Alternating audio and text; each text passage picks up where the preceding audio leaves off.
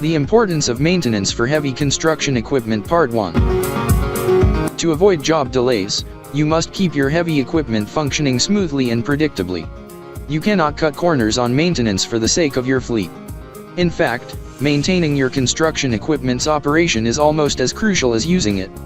Your heavy machinery will not be accessible when you need it if it is not properly maintained. Why is it so important to maintain construction equipment? There are two types of maintenance, reactive and preventative. When your equipment has a problem, such as low oil levels or performance issues caused by impurities in the fuel, reactive maintenance is performed. Even if the system does not entirely fail, it will still have enough issues to require service before it can function at its best. Reactive maintenance is frequently performed after a breakdown occurs, necessitating a quick response to the problem in order to minimize downtime. While this form of repair will get your equipment back up and running, you shouldn't always react to problems. This will put a stop to work on the broken machine until it is repaired. This repair time could take hours or days away from your job, depending on the severity of the problem.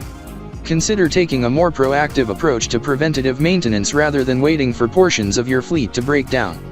You will save time and money by servicing construction equipment before it loses efficiency and performance if you prevent problems.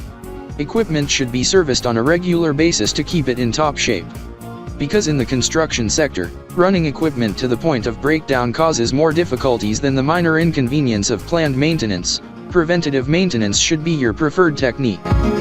For more information, call 469-370-7501 or visit interstateheavyequipment.com.